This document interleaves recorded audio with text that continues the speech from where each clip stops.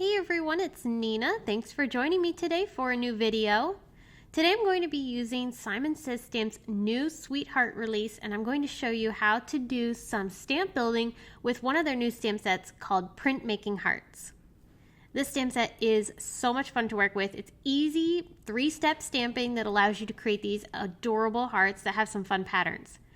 Now when I work with a stamp building set like this, I like to use the coordinating dies and build myself a template.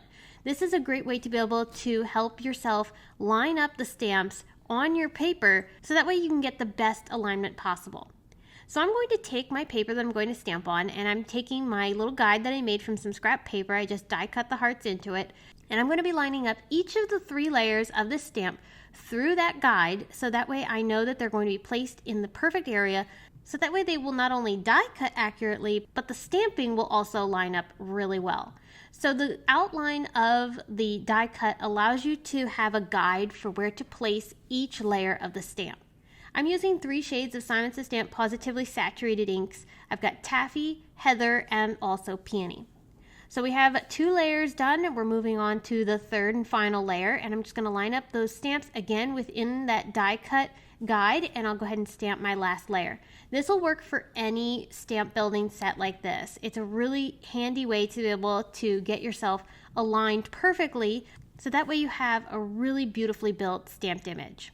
So I have my image ready to go. I'm going to take the coordinating dies and now line these up over top of my stamping, and because we used that guide, it fits perfectly right over top of these images. And then I just ran that through my die cut machine, and now I have all these cute little hearts ready to go on my card. I'm going to go ahead and make a panel that's going to be slightly smaller than an A2 card, and I'm using the SPUN glass embossing folder from Simon Says Stamp to emboss my paper. Right now it's a little bit larger than the size that I trimmed it down to, which was about 3 3/4 by 5. I have my guide that I used for my stamping here, and I'm going to use this on top of my embossed paper so that way it'll help me line up each of these little hearts into their correct locations. You don't have to do this, but I wanted them to be arranged exactly how the stamp intended, so this is going to help me make sure I get that placement. I'm attaching each of my hearts with a Simon Says Stamp 3D foam square. So I'll go through each one of these hearts, putting a bit of adhesive on the back and then placing it into the corresponding negative space from my guide. Once I have all the hearts adhered, then I can just carefully lift this guide off of my paper, and I will have all these hearts arranged beautifully. I really like having the paper that the hearts are sitting on embossed. It's white, so it's not going to distract from the hearts, but the texture provides some really unique depth to this piece, which I think looks really nice.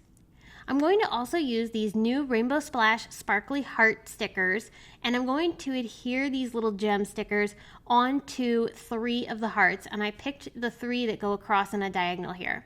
These sparkly hearts are a sticker. They have adhesive already on the back side of them, which makes them super handy for adhering onto your card projects.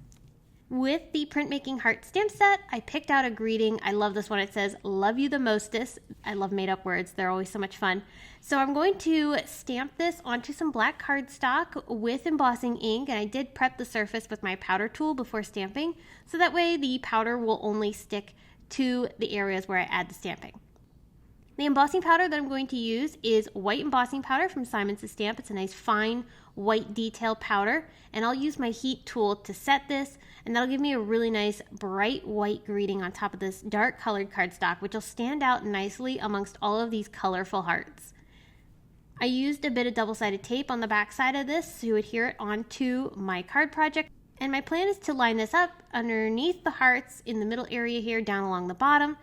And so now we're ready to put this onto an A2 card, but I thought it'd be fun to have some color on that card base. So I'm picking out this Cutie pie paper from American Crafts, and I'm going to choose one of these patterns to put behind my heart panel. And I love this flower one. It has a lot of the colors that I used for the stamping in it, so I thought it worked really well as a nice contrast.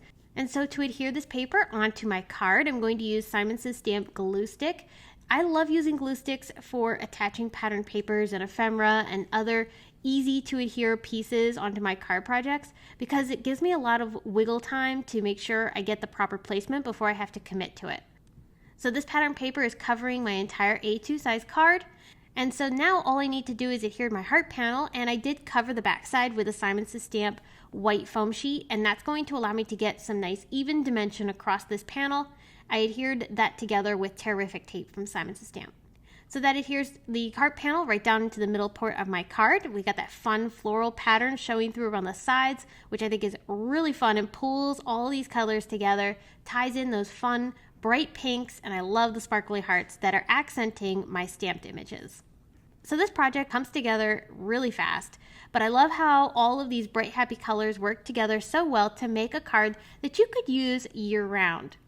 I hope you were inspired by today's project.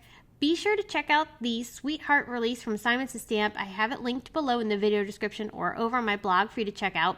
And if you have any questions, please be sure to leave them in the comments below. I'll get back to you as soon as I can. Stay tuned for more inspiration. I've got lots coming up over the next few days, so I can't wait to come back and share more with you all. But until then, I hope you have a fabulous day, and thanks again for watching.